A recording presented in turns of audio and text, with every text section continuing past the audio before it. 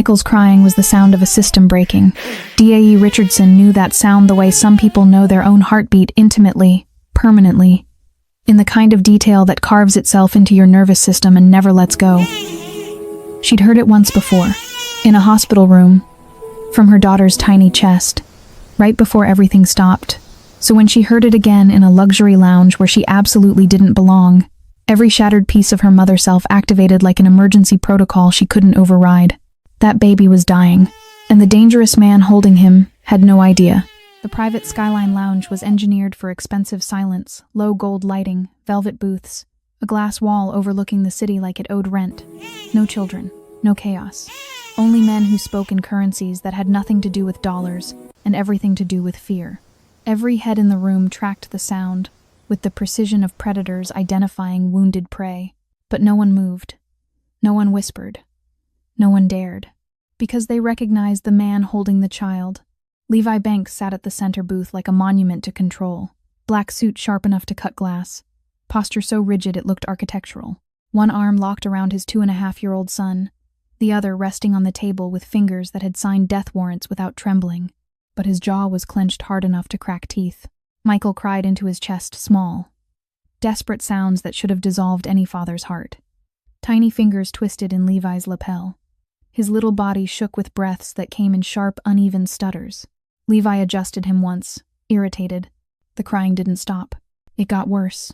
Levi had built an empire on reading patterns, on predicting moves 3 steps ahead, on never showing weakness. He'd learned young that stillness was power, that reaction was vulnerability, that love was the fastest way to die. So he sat, still, waiting for his son to simply stop. 20 minutes earlier, Michael had been fine, quiet, almost unnaturally so. But Levi had been grateful for it. He had business to finish, territorial negotiations that required his physical presence, the kind of meeting where absence signaled fear. He'd brought Michael because the nanny had quit, 3rd one this month. They all said the same thing, asterisk. Your son doesn't attach. He doesn't respond. Something's wrong, asterisk. Levi had ignored them. Control solved everything. But now, in this room full of men who moved borders and buried problems, Levi Banks was failing at the one thing that should have been simple. His son wouldn't stop crying, and the sound was off, not loud, not the tantrum scream of a toddler testing boundaries. Wrong. 3 booths away, DAE Richardson heard it, and her entire nervous system locked down. She'd been walking toward the restroom, head down, trying to be invisible in a place she had no business being. A friend's desperate favor had gotten her into this lounge. She was supposed to meet someone about a research position, pediatric trauma consultant. A way back into work that didn't involve holding living babies and remembering the weight of her daughter's body going cold. But that cry stopped her mid-step. Her coffee tilted in her hand. Her heartbeat didn't. Mothers don't hear sound. They hear pattern collapse. She turned slowly, scanning the room until she found the source. A man in black. A child against his chest. The crying spiked sharp, then stuttered. DAE's clinical brain activated before her grief could stop it.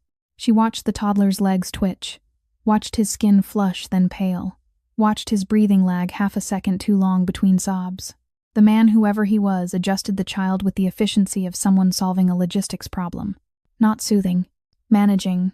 The crying sharpened into something that sounded like a system shutting down. DAE moved before permission existed. Levi saw her coming. So did every armed man in the room. His security detail tensed. Hands moved toward concealed weapons. One man half rose from his seat. Levi lifted 2 fingers. Everyone froze. The woman stopped 3 feet from his table. Close enough to be bold. Far enough to be smart. Mid-30s. Dark hair pulled back. Clothes that said professional but not wealthy. Eyes that looked like they'd cried every tear a human body could produce and somehow kept walking. You need to listen to me, she said quietly. Levi's expression didn't change. No, I don't. He's crashing. He's tired. No. Her voice was steady, clinical. He's deregulating. Neurologically. That's not crying. That's distress breathing. Michael wheezed against Levi's chest. Something cold moved through Levi's stomach. Who are you? He asked, voice soft as a blade. Someone who knows what system failure sounds like. The room held its breath. Levi looked down at his son. Actually looked. Michael's lips had gone pale. His eyes weren't focusing. His little fists had stopped grasping and gone limp. Levi stood. It was instinct. Pure. Unfiltered. He didn't decide to trust her. His body decided for him. "Fix it," he said. DAE stepped forward and placed 2 fingers gently between Michael's shoulder blades. The child's back was rigid. Locked. She pressed slightly, testing muscle response. "How long has he been like this?" 20 minutes, maybe more. Before that? Quiet. Too quiet. She nodded once. "He's been holding tension for hours. His nervous system is in shutdown mode. He's not refusing comfort, he can't access it." Levi's jaw tightened. "What does that mean?" "It means you're holding him like cargo. And he needs to be held like he's safe." The insult landed like a slap. Levi's eyes went dark. Dangerous. But Michael's breathing hitched again, wrong, shallow, desperate. "Show me," Levi said through his teeth. DAE looked at him. Really looked. This man was a weapon. She could see it in the way he stood, the way his security positioned themselves, the way the entire room bent around him like gravity. But his son was dying in his arms, and he didn't even know it. "You have to let go of control," she said softly. "Right now. Or you're going to lose him." Silence. Then Levi did something he hadn't done in 15 years. He handed his son to a stranger. Michael collapsed into DAE's arms like something that had finally found its shutdown code. She cradled him against her chest, one hand supporting his head, the other pressed to his back. She rocked gently, small, rhythmic movements, hummed low in her throat. Within 30 seconds, Michael's breathing evened out. Within a minute, his crying softened to hiccups. Within 2, he was silent. Not asleep. Regulated. His small body went slack against her, little fingers curling weakly into her shirt. Levi stood 3 feet away, staring at his son in another woman's arms, and felt something crack open in his chest. Something that had been sealed shut since Michael's mother died. Grief. And something worse. Inadequacy. "You have children," he said. It wasn't a question. DAE looked up at him. Her eyes were wet. "I had one." The room went silent in a different way. Levi's expression shifted. Just barely.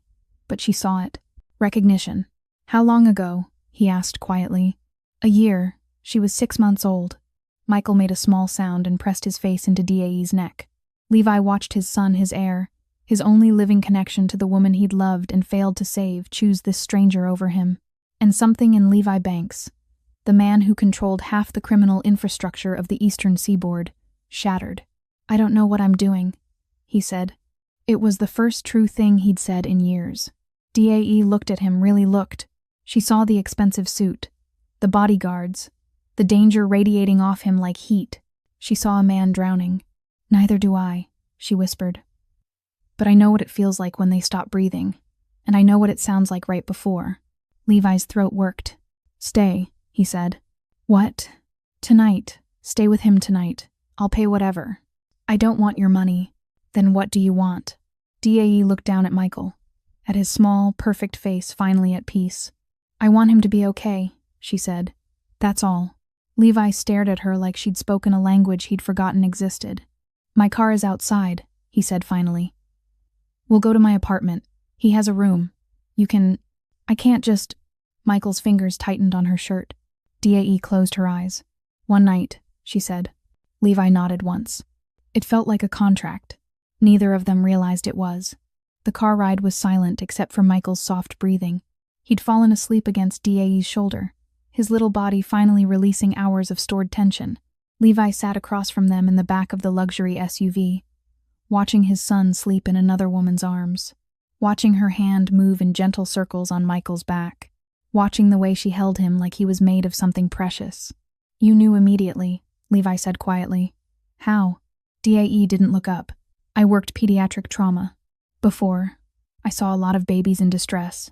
You learn the sounds. And after I couldn't anymore. Because of your daughter. Because I held her while she stopped breathing, and I couldn't do anything to stop it." The words were flat. Empty. Levi understood that tone. It was the sound of someone who'd stopped expecting the pain to end. "His mother died in childbirth," Levi said. "Hemorrhage. They couldn't stop it." DAE finally looked up at him. Their eyes met. Grief recognized grief. "I'm sorry," she whispered. "So am I." The car pulled up to a building that looked like it cost more than most people made in a lifetime. Security opened the door. Levi stepped out first, then turned to help DAE. She shifted Michael carefully, accepting Levi's hand. His fingers were warm, strong. She let go the moment she was steady. They rode the elevator in silence to the penthouse. The apartment was cold, beautiful, expensive, immaculate, and utterly devoid of warmth. "His room is this way," Levi said, leading her down a hallway. Michael's nursery was perfect. White crib, soft lighting, temperature controlled, every surface sanitized. It looked like a hospital. DAE felt her chest tighten. "Has he been sleeping?" she asked quietly. "Barely. He wakes up screaming. Every night? Every hour." She looked at Levi. "He's terrified." "Of what?" "Of disappearing. Like his mother did." Levi's jaw clenched. DAE moved to the crib, lowering Michael gently onto the mattress. He whimpered immediately, reaching for her. She kept her hand on his chest, hummed softly. Within moments, he settled. She stayed there, hand on his small body, until his breathing deepened into real sleep. When she finally straightened, Levi was standing in the doorway watching her. "You're good at this," he said. "I had practice. Do you miss it? Being a mother?" DAE's breath caught. "Every second of every day," she whispered. Levi stepped into the room, moved closer. "Then why did you stop?" "Because I couldn't save her. And if I couldn't save my own child, how could I be trusted with anyone else's?" "You saved him tonight." "Tonight wasn't about me. It was about him, and you were the only one who saw it." DAE looked up at Levi, at this dangerous, controlled man who'd cracked open just enough to let her in. "What happens tomorrow?" she asked. "Tomorrow we figure out why he's shutting down, and how to stop it." "We?" "You're not leaving." It wasn't a question. DAE should have argued, should have run.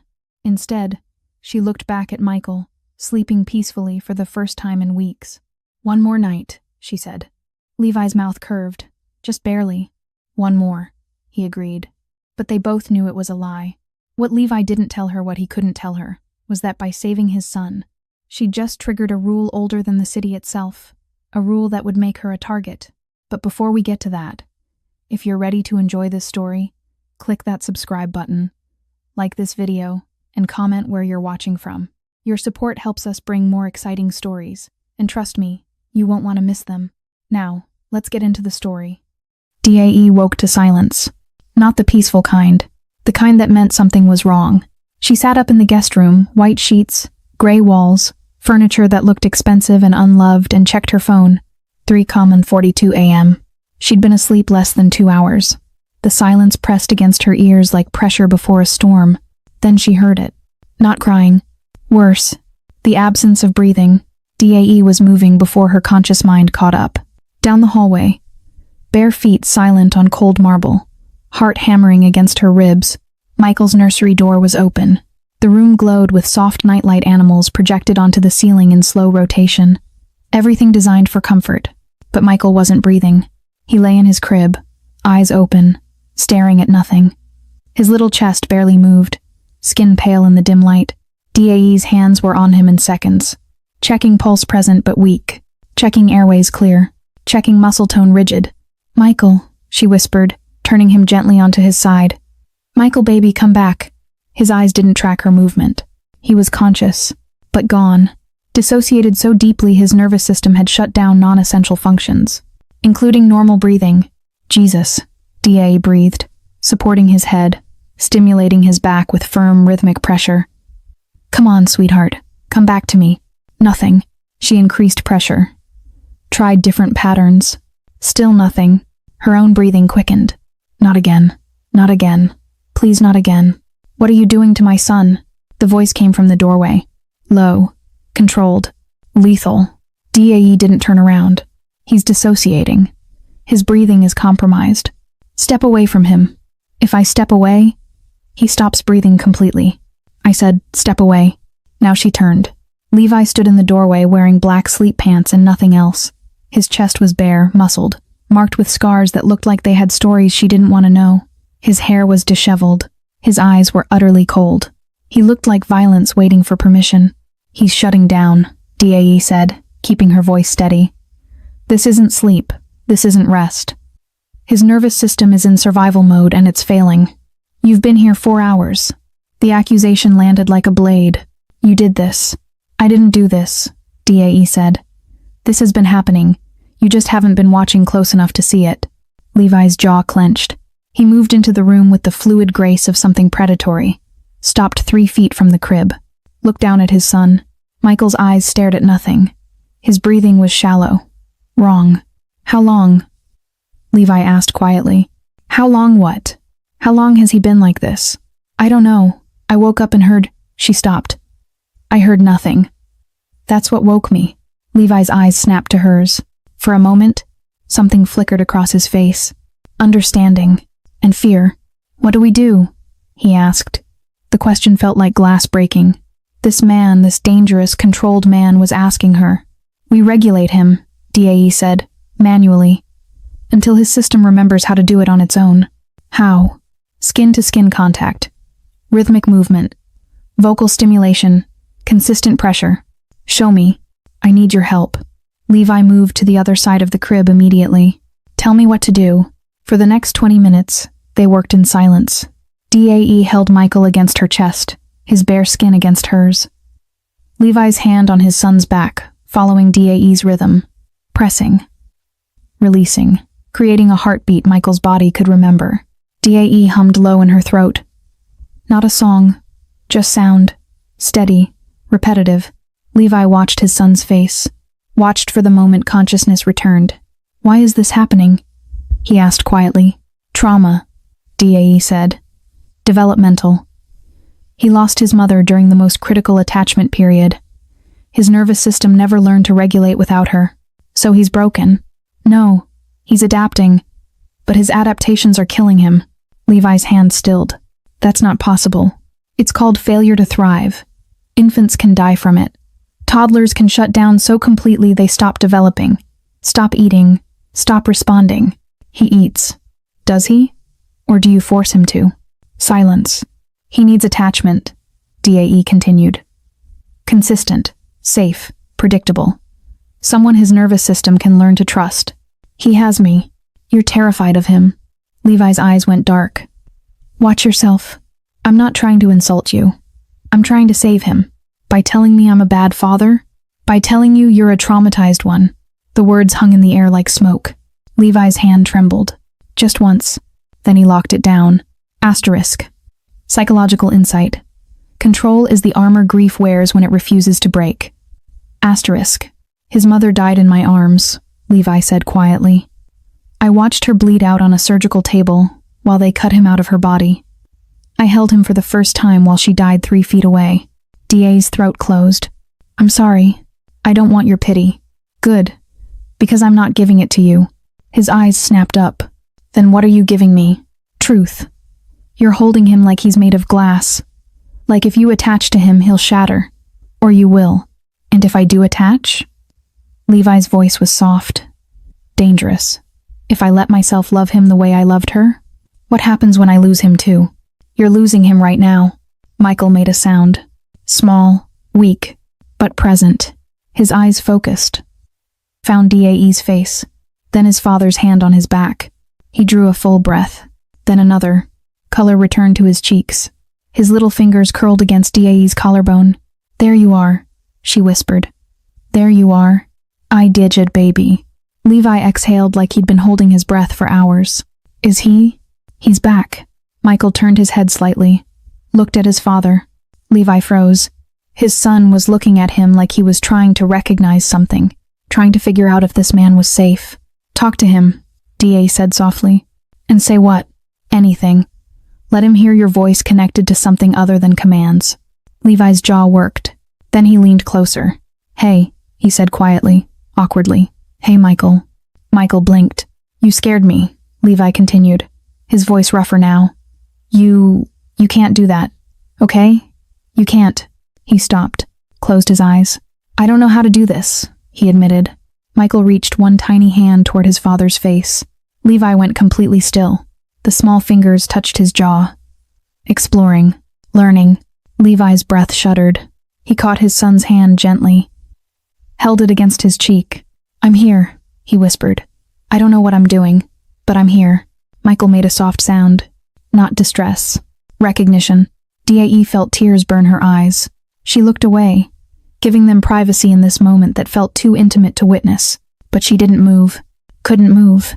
Because Michael was still pressed against her chest, still choosing her body as the safe place to exist.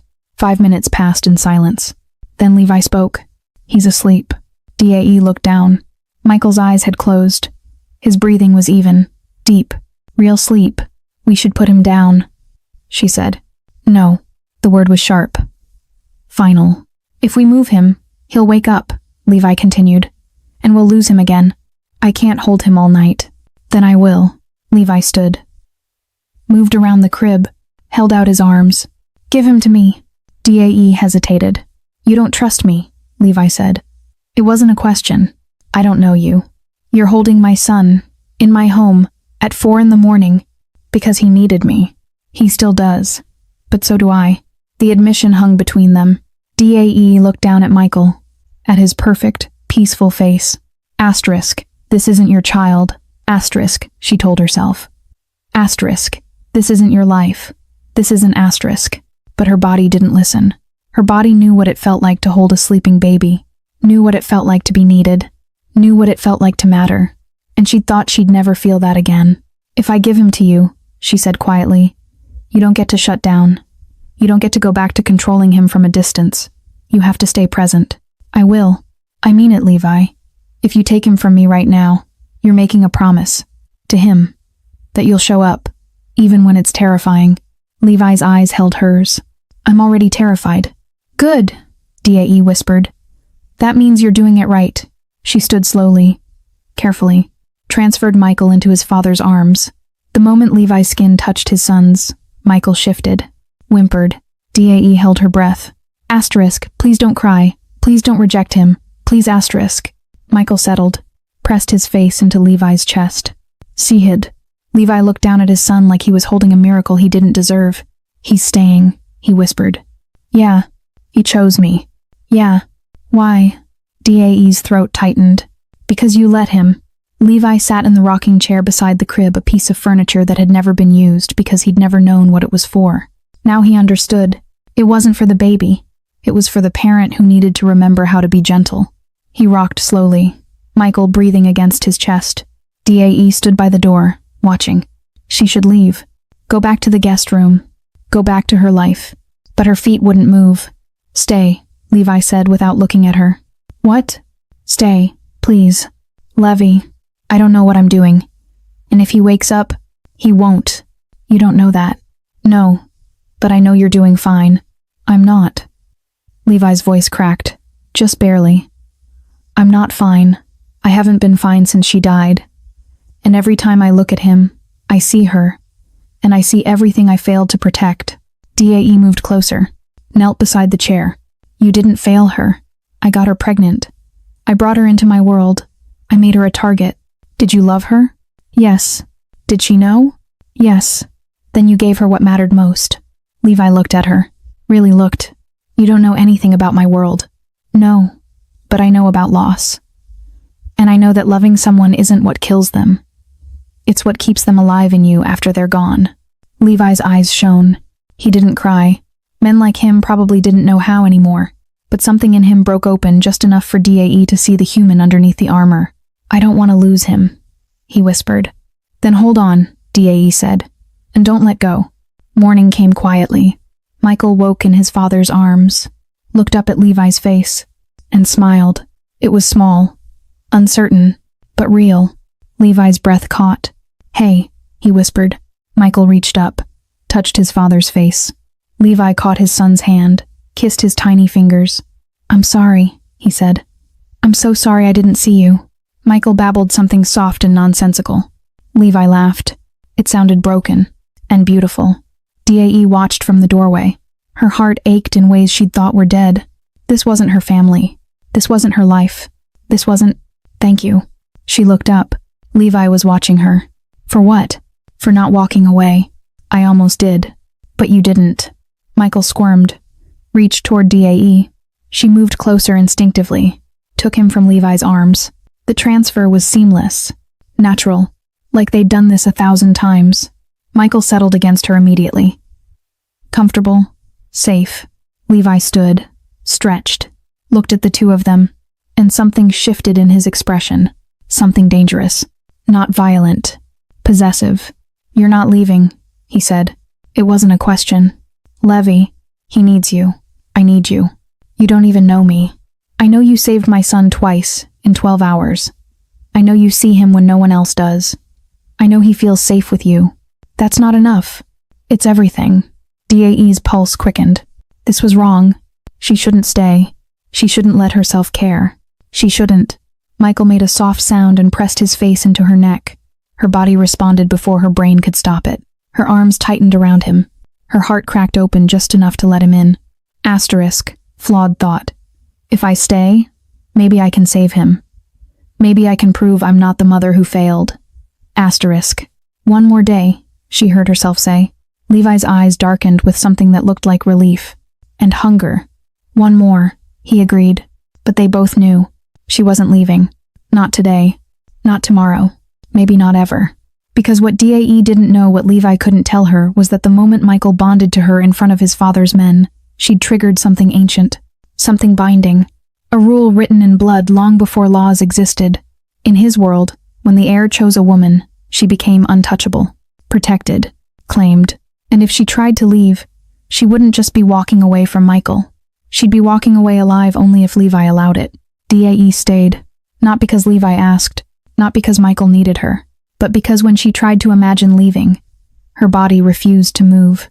Flawed thought. If I can save this child, maybe I can forgive myself for the one I couldn't. 3 days passed like a held breath. Michael stabilized. Started eating. Started sleeping through the night, pressed against DAE's chest in the guest room because he screamed when she tried to put him in the crib. Levi didn't argue. He just moved a monitor into her room and checked it every hour. She caught him watching the feed at 2 a.m., at 4 a.m., at dawn. He looked like a man guarding something he expected to lose. On the 4th morning, DAE found Levi in the kitchen. He stood at the counter in a black suit, perfectly tailored, reading something on his phone with an expression that could freeze blood. "Morning," she said carefully. He looked up. The ice in his eyes thawed slightly. "Coffee's ready." It was the most domestic thing she'd ever heard him say. She poured a cup, added cream, noticed his coffee was black and untouched. "You didn't sleep," she said. "I don't sleep much." "Since when?" "Since I watched someone I love die and couldn't stop it." The words landed like stones in still water. DAE sat across from him at the island. "You think if you stay awake, you can keep him safe?" Levi's jaw tightened. "I know if I don't stay vigilant, I lose everything. That's not sustainable. Neither is trust. Then why did you let me stay?" The question hung between them. Levi set his phone down, leaned forward slightly. "Because Michael chose you. And I've learned that children see things adults have forgotten how to recognize." "Like what?" "Safety." DAE's throat tightened. "I'm not safe, Levi. I'm a stranger you let into your home because you were desperate. You're a woman who saved my son twice without asking for anything in return. That makes you either incredibly kind or incredibly dangerous. Which do you think I am?" "Both." The word felt like a confession. The moment broke when Levi's phone buzzed. He glanced at the screen. His expression shifted. Not anger. Concern. "I have to go out," he said, standing. "I'll be back in a few hours." "Where are you going?" "Nowhere you need to know about." "Levi, stay in the penthouse. Don't answer the door. Don't leave." "You're scaring me." "Good. That means you're paying attention." He left without another word. DAE spent the morning with Michael. They played on the floor of the living room, him stacking blocks, her rebuilding what he knocked down. He laughed every time, a sound like sunlight breaking through storm clouds. She tried not to think about how much she'd missed this. Tried not to notice how perfectly he fit in her arms. Tried not to realize she was falling in love with a child who wasn't hers. Around noon, the elevator chimed. Dea Frosa. Levi had a private elevator, keyed access only. The doors opened. 3 men stepped out. Expensive suits, cold eyes. The kind of presence that made rooms feel smaller. One of them smiled. It didn't reach his eyes. "You must be DAE." She stood slowly, positioning herself between them and Michael. "Who are you?" "Associates of Mr. Banks." He glanced at Michael. "We heard about the Incident. Wanted to see the woman who saved the heir. Levi didn't mention visitors. Levi doesn't mention a lot of things. The man stepped closer. DAE's pulse spiked. I think you should leave. We will. In a moment. He tilted his head. We just wanted to make sure you understand the situation. What situation? The one where you've become very important. Very quickly. Michael made a soft sound behind her. The man's eyes flicked to him, then back to DAE. In our world, when someone saves the heir during a public crisis, it triggers certain protocols. I don't know what that means. It means you're protected now, whether you want to be or not. Protected from what? Everyone. The word felt like a cage closing. I didn't ask for protection. You didn't have to. You earned it the moment you touched him. DAE's hands trembled. I want you to leave. Now. The man smiled again. Of course. But understand you can't leave. Not without Mr. Banks's permission. And even if he gives it. He paused. Others might not agree. Others? The families. The old guard. The ones who remember when rules actually mattered. He turned toward the elevator. His associates followed. At the threshold, he looked back. Welcome to the organization, Miss Richardson. Whether you wanted to join or not. The doors closed. DAE stood frozen. Michael clutching her leg, her heartbeat so loud it drowned out thought. When Levi returned 2 hours later, DAE was waiting. What did they mean? She asked the moment he stepped off the elevator. Levi went still. Who was here? 3 men. They said I'm protected. They said I can't leave. His expression darkened into something lethal. What were their names? They didn't say. But they knew about Michael. About what happened at the lounge. Levi pulled out his phone, made a call. I want names. Now. A pause. I don't care. Find out who accessed my elevator and send me their information in 5 minutes, or I'm holding you personally responsible. He ended the call, looked at DAE. You shouldn't have been alone. You left me here. I thought you'd be safe. Safe from what, Levi? What am I involved in? He moved closer. Close enough that she could see the storm in his eyes. Something I should have explained before you stayed. Then explain it now. Levi exhaled slowly. In my world, the world I was born into, there are rules older than countries. Systems that exist in the spaces where law doesn't reach. I know you're involved in organized crime. I'm not stupid. This isn't about crime. It's about legacy. Bloodlines. Power structures that have existed for centuries. What does that have to do with me? Everything. Levi's voice dropped. When you saved Michael in front of my men, in front of witnesses who report to families across the eastern seaboard, you activated something called the heirs claim. The what? It's an old custom. If someone outside the organization saves the recognized heir during a life-threatening crisis, they become bound to the family, protected, honored, untouchable. DAE's stomach dropped. Bound how? You can't be harmed. You can't be touched. You can't be taken. That sounds like protection. It is, but it's also ownership. The word detonated between them. I'm not property, DAE said, voice shaking. I know. But they don't see it that way. To them, you're an asset, a symbol, the woman who saved the next generation. I don't want to be a symbol. Too late. Levi's eyes burned into hers. The moment you held my son, you became part of this. And there's no walking away. You're saying I'm trapped. I'm saying you're claimed. By me. By the families. By a system that doesn't ask permission. DAE stepped back. Her mind spun. This couldn't be real. I didn't agree to this. Neither did I when I was born into it. But here we are. So what, I'm just supposed to stay here forever? Play house with you and Michael while your criminal empire decides I'm valuable? You're not playing house. You're keeping my son alive. That's not my responsibility. It became your responsibility the moment you decided to care. The words echoed. Michael started crying in the other room. DAE turned automatically, instinct pulling her toward him. Levi caught her arm gently. I'll get him. No, I will. Their eyes locked. This is what they mean, Levi said quietly. This right here. The fact that you can't walk away from him even when you're angry. That's the bond. That's what makes you dangerous. To who? To everyone, including me. He let her go. DAE went to Michael, picked him up, felt him melt into her arms like he'd been waiting, and realized Levi was right. She couldn't leave. Not because of some ancient rule. but because this child had become the heartbeat she'd lost. That night, Levi sat her down with a folder. Inside were documents, legal papers, contracts written in language that felt like code. "What is this?" DAE asked. "Your new identity.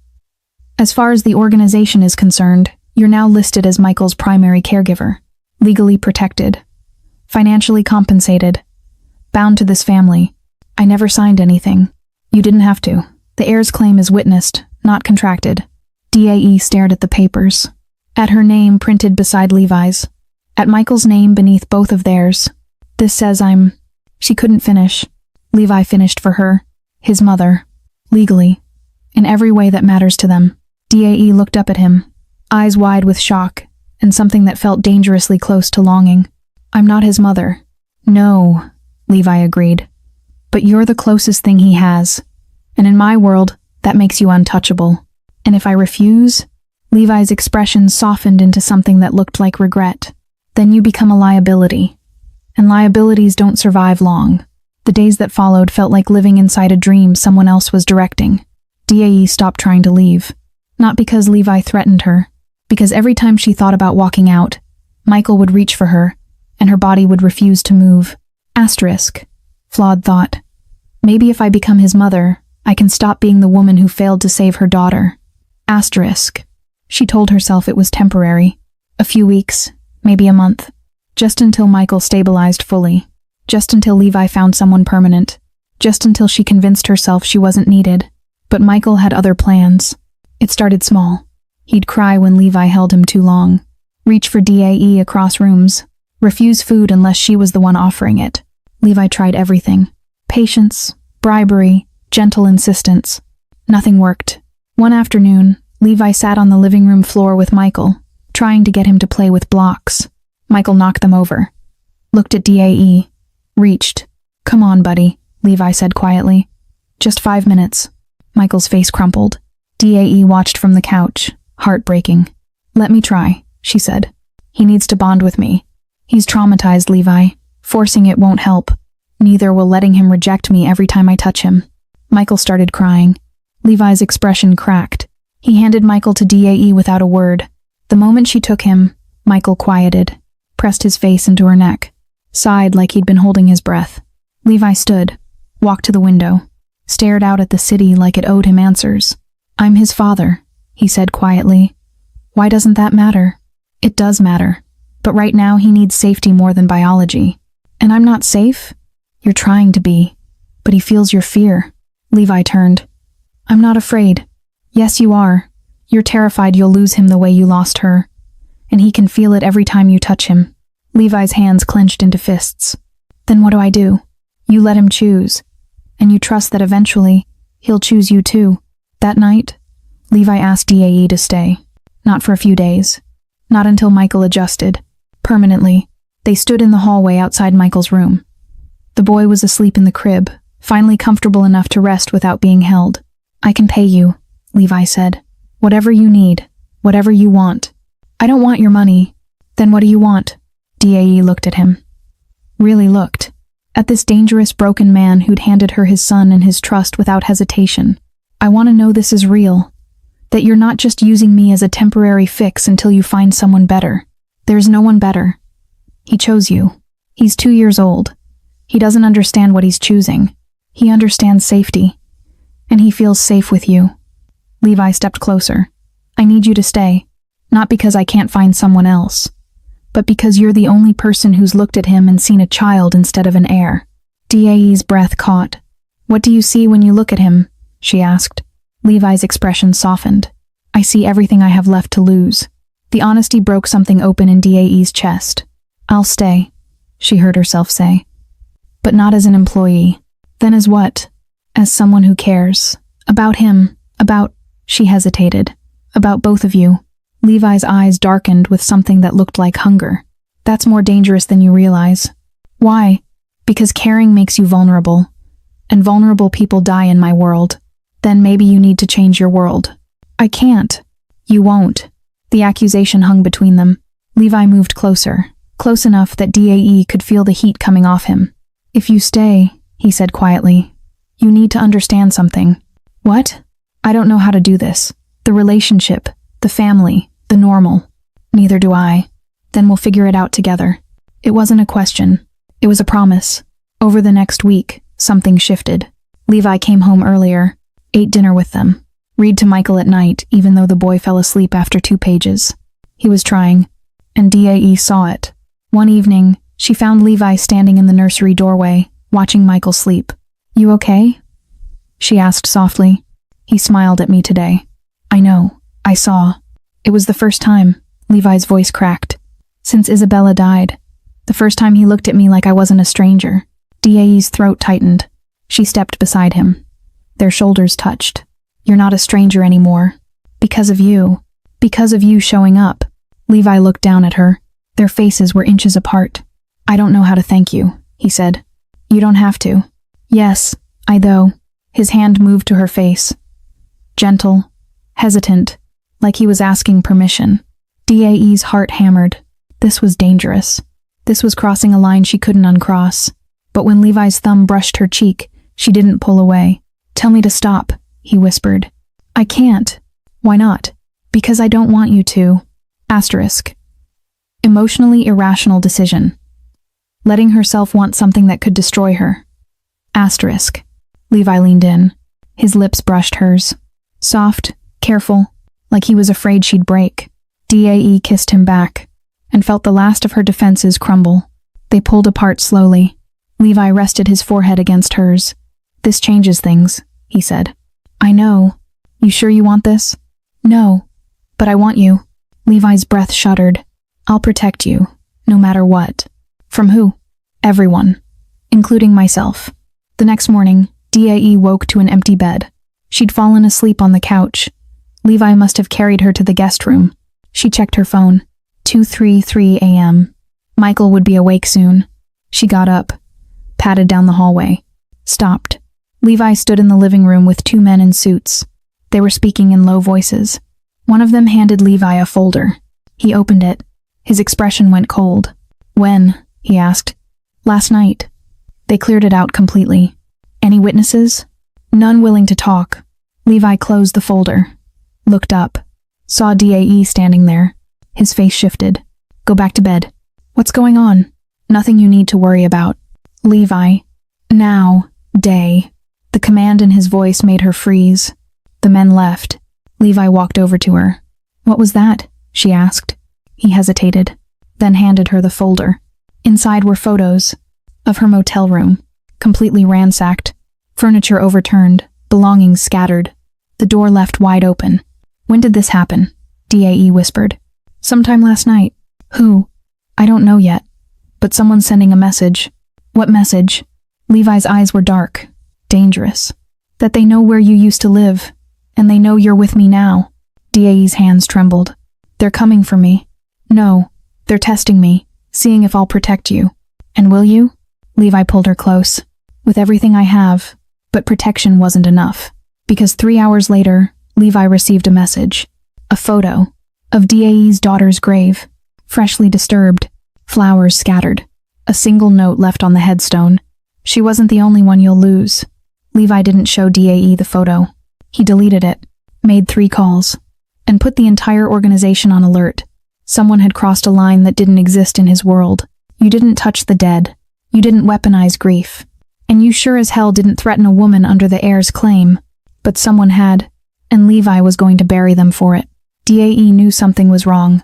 Levi moved through the penthouse like a man preparing for war. Security doubled.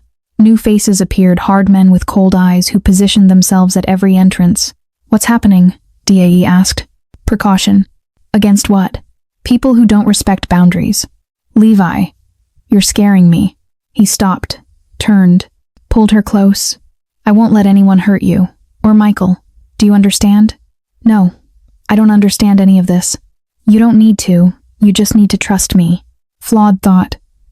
If I trust him completely, maybe I won't have to face how terrified I am.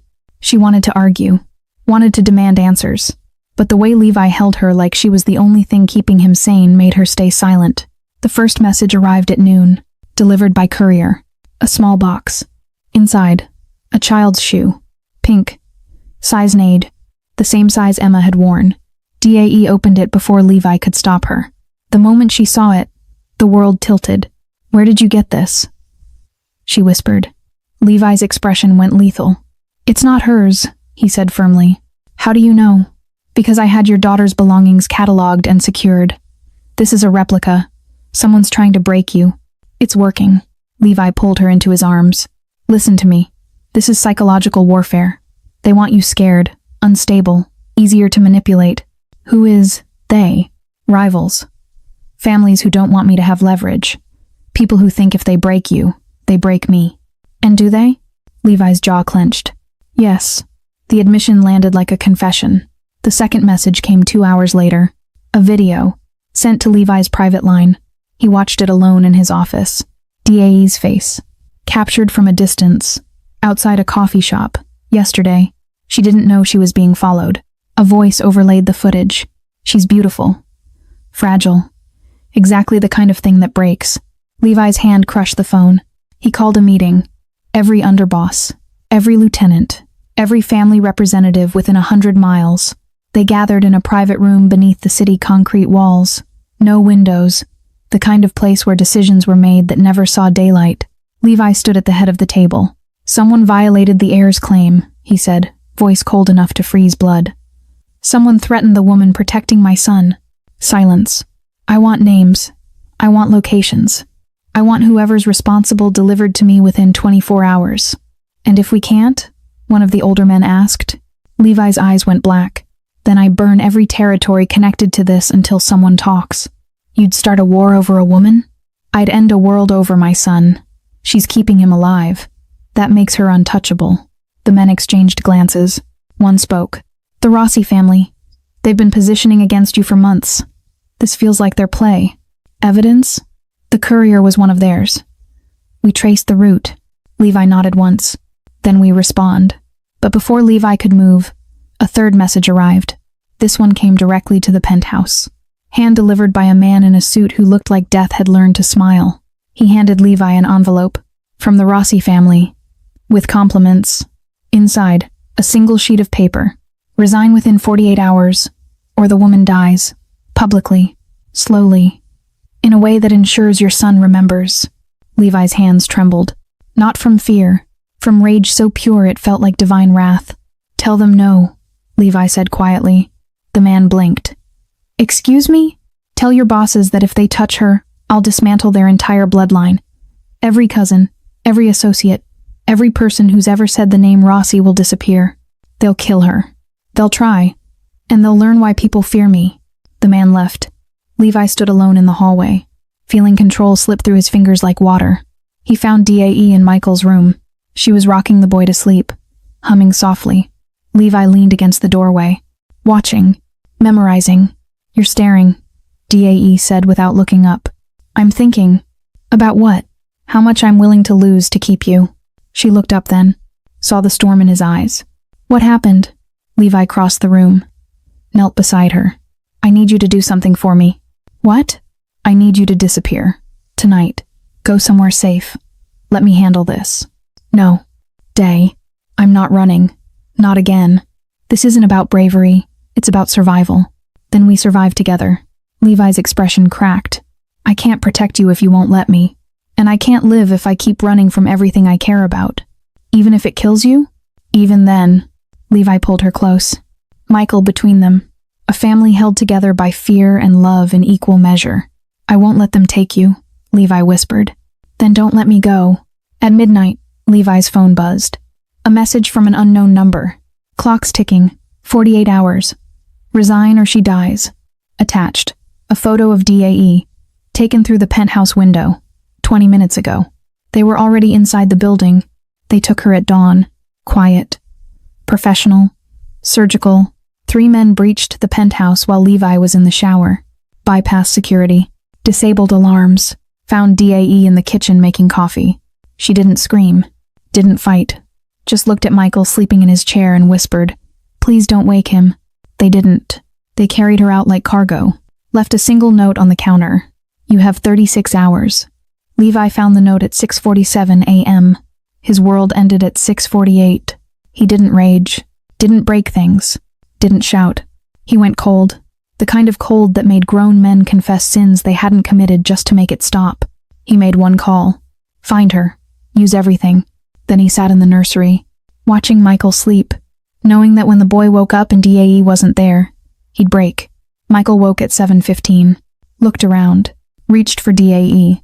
She wasn't there. His face crumpled. Levi picked him up immediately. Hey buddy, it's okay, Daddy's here. Michael screamed, not crying, anguish. He pushed against Levi's chest, fought, kicked. Michael, please. The boy arched his back, wailing. Levi tried everything. Rocking, singing, toys, food. Nothing worked. Michael screamed for 2 hours straight, then went silent. Not calm. Shut down. His eyes went distant. His body went limp. He stopped responding entirely. Levi felt panic real. Primal panic flood his system. No, no, no, no. Michael, stay with me. He called the pediatrician. He's dissociating again. What do I do? Where's the woman? The one who's been caring for him? She's... Levi's voice broke. She's gone. Then you need to get her back. Now. Or you're going to lose him. Levi handed Michael to the nanny, a woman who looked terrified but competent, and locked himself in his office. He told himself he could fix this. Find DAE, eliminate the threat, restore order. He told himself she was replaceable. Just a woman, just a caregiver. Michael would adjust, but every time he closed his eyes, he saw her. The way she held Michael, the way she looked at him like he was human instead of a weapon, the way she kissed him like he deserved softness. He'd spent 15 years building walls. She'd dismantled them in 2 weeks. His phone rang. Unknown number. He answered. Banks. You have 24 hours. Let me talk to her. Why? She's not yours. She's under the heir's claim. You know the rules. Rules change. Not these. A pause. Then. She's alive. For now. Resign. And she stays that way. I want proof. Silence. Then a voice. Shaking. Scared. But hers. Levi? His heart stopped. Day, are you hurt? I'm fine. But you need to... The line cut.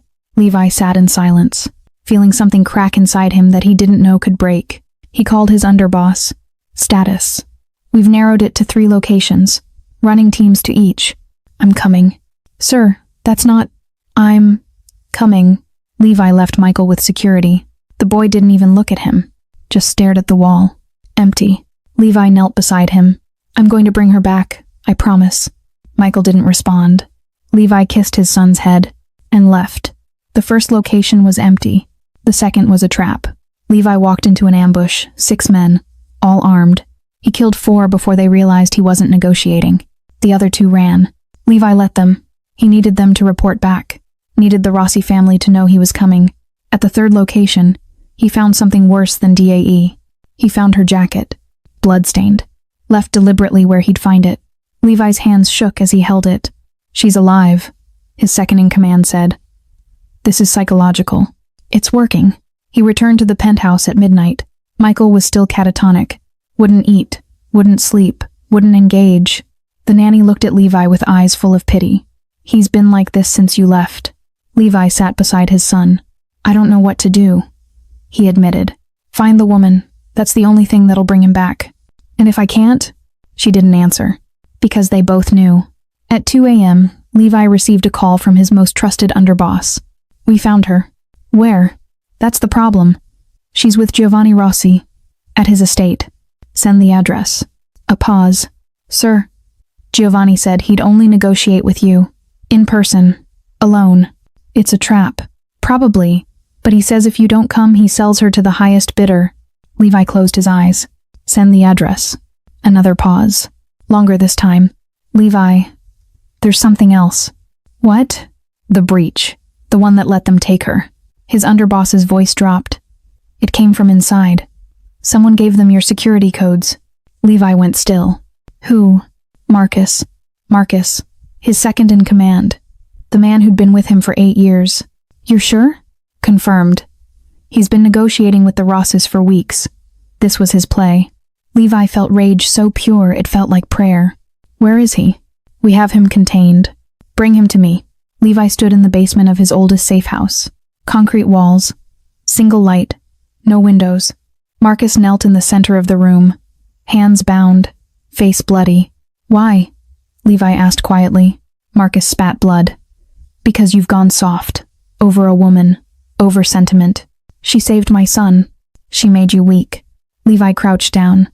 Eye level. You think caring makes me weak? I think it makes you vulnerable. And vulnerable men die. So do traitors. Marcus smiled through broken teeth. You won't kill me. You need me. I needed you. Past tense. Levi stood, pulled his gun. Marcus's smile faded. Wait. You sold her. You sold Michael's only chance at stability. For what? Territory? Money? For the organization. For legacy. For... Levi fired. Once. Clean. Final. Asterisk. Sensory detail. The smell of gunpowder mixing with old concrete and betrayal. Asterisk. He left Marcus where he fell. Walked out. Made a call. Giovanni. I'm coming. Alone. As requested. Smart choice. I want her unharmed. Then bring what I asked for. I will. But if she's hurt, I'll make your death last weeks. Giovanni laughed. You're in no position to threaten. I'm always in position. The exchange was set for dawn.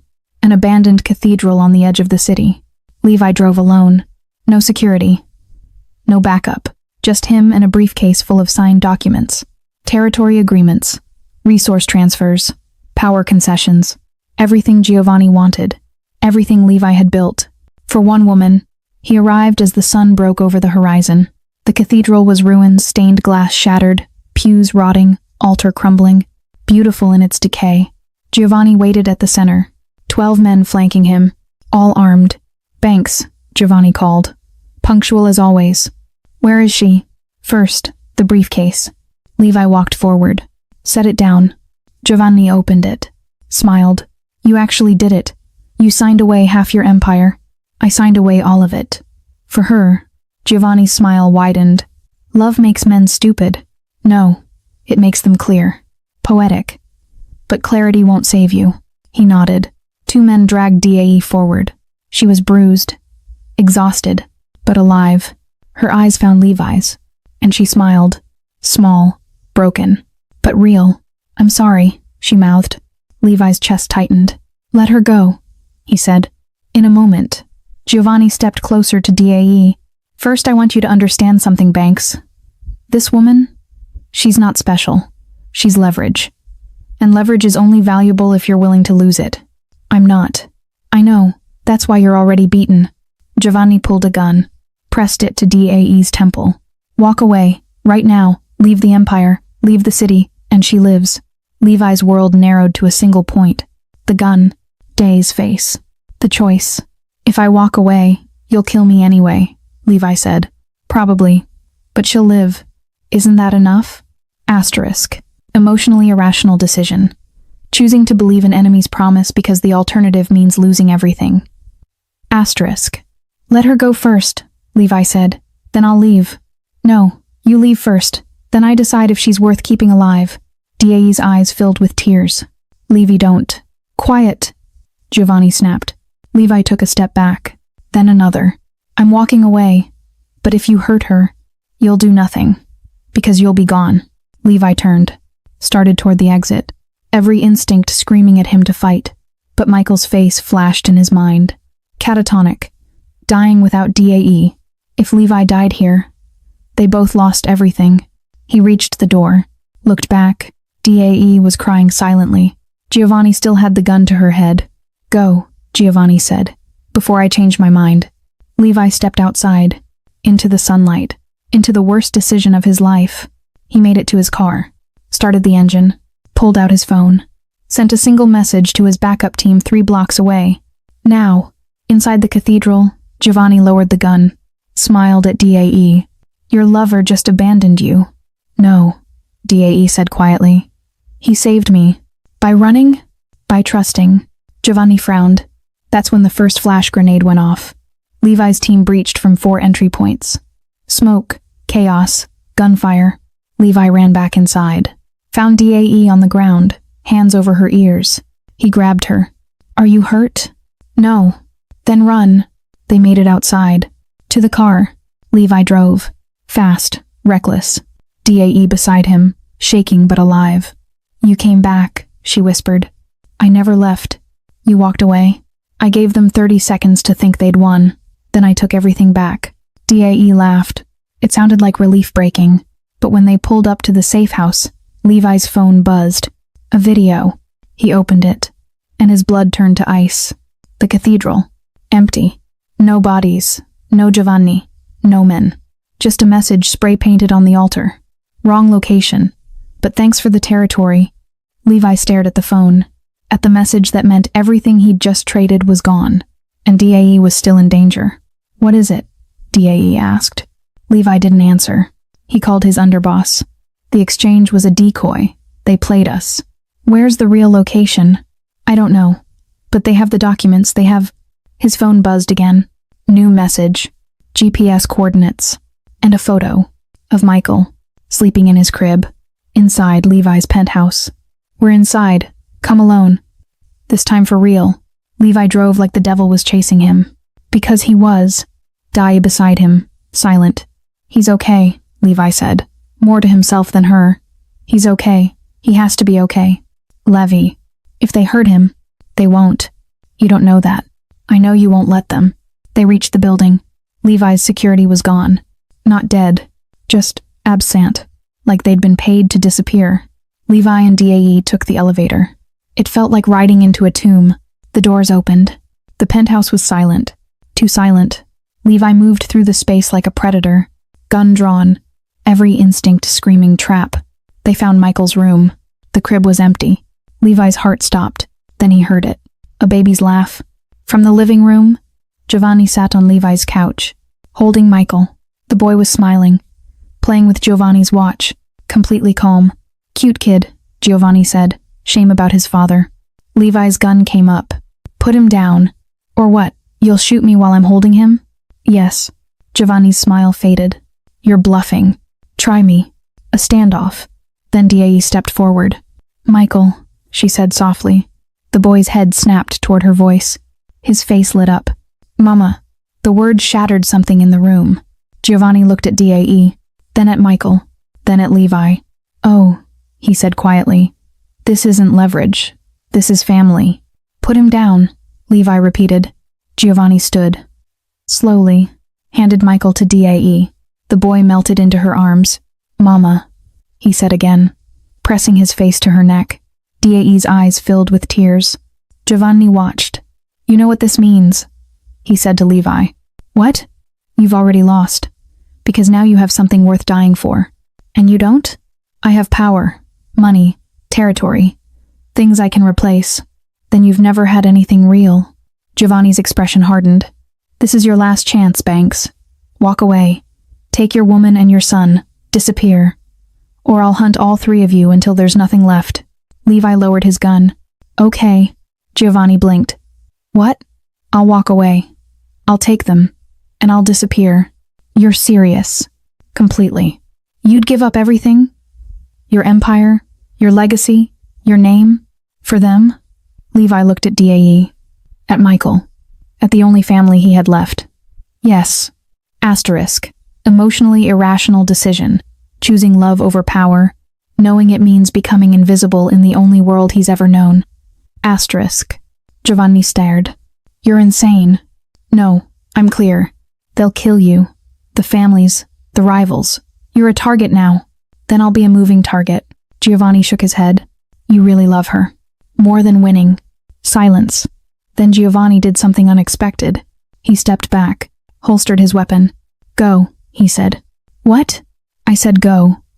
Before I change my mind. Why? Giovanni looked at Michael. At the way he clung to DAE.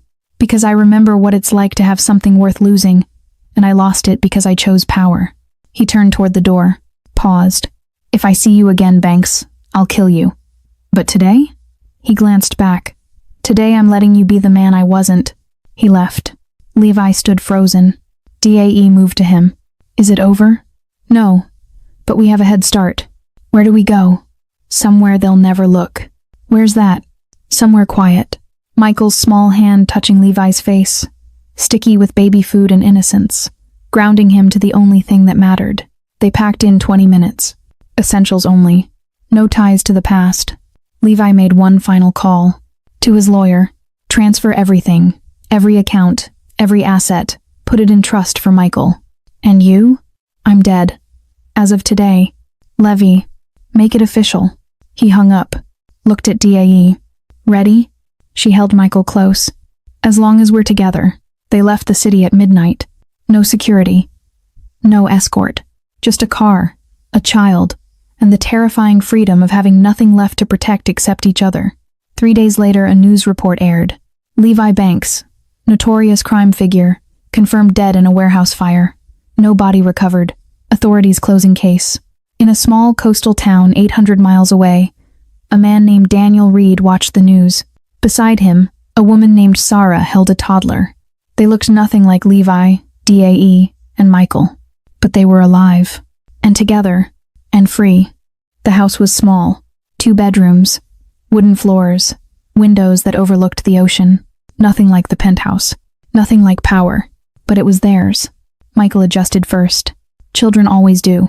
Within a week, he was running through the house, laughing, sleeping through the night, without nightmares. He called Levi Dada now. And Dai... Mama. No hesitation. Like he'd always known. Levi adjusted slower. He'd wake at 3 a.m., instinctively reaching for a gun that wasn't there. He'd hear cars outside and tense, expecting enemies. He'd see strangers and calculate exit routes.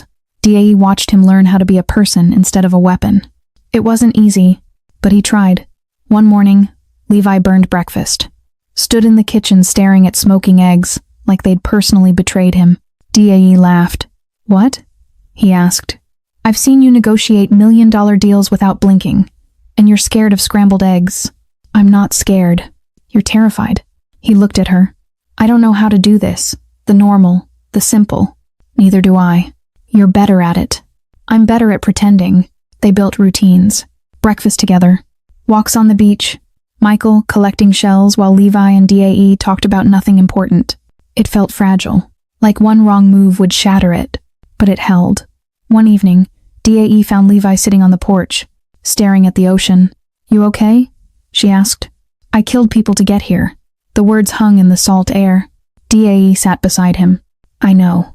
Does that scare you? Sometimes. Should I apologize? For protecting us? No. For who I was? She looked at him, really looked.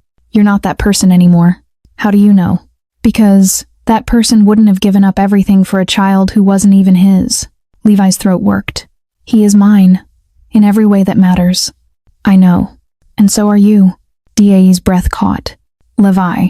I love you. The words came out rough, unpracticed. I don't know how to say it right, but I do. I love you. Tears burned her eyes. I love you too. He kissed her. Soft, careful, like she was something precious. And maybe she was. Months passed. Michael started talking in full sentences. Levi learned to cook without starting fires. DAE found work at a local clinic part-time. Nothing stressful. They became a family, not the one either of them had imagined, but the one they'd built from broken pieces and second chances. One afternoon, Michael ran up to DAE, holding a starfish. Mama, look. She knelt down, admired it properly. It's beautiful, baby. Can we keep it? Only if we put it back in the water after. So it can go home. Michael nodded seriously, ran toward the waves. Levi watched from the porch. DAE joined him. He called me Mama, she said quietly. He's been calling you that for weeks. I know, but today it felt real. Because it is real. She leaned against him. Do you ever regret it? Giving up everything? Levi looked at Michael laughing in the surf. At DAE beside him, finally at peace. No, he said. I gave up nothing, and gained everything. That night, after Michael was asleep, Levi and DAE sat on the couch. No TV. No phones. Just them. What do you think happens next? DAE asked. I don't know, but I think that's the point. No plans? No empire. No enemies. Just us. Sounds boring. Sounds perfect. She smiled. I never thought I'd get this. After Emma. After everything. Neither did I. After Isabella. Do you think they'd be happy for us? Levi considered. I think they'd want us to live. Really live, not just survive. Then let's do that. What? Live. Years later, Michael would ask about his father's past, about the scars, about the danger, about the man Levi used to be. And Levi would tell him the truth. I was lost, and your mother found me. Which mother? Michael would ask, because he'd learned the story. Both of them. The woman who gave him life, the woman who gave him love. Both, Levi would say. In different ways, but both. And Michael would understand. That family isn't about blood. It's about who shows up, who stays, who chooses you when they could walk away. On the beach, as the sun set over water, 3 figures walked hand in hand. A man who'd been a king, a woman who'd been broken, and a child who'd been saved. They were no one important. No power, no legacy, no fear. Just a family. Small, quiet, whole. And that was everything.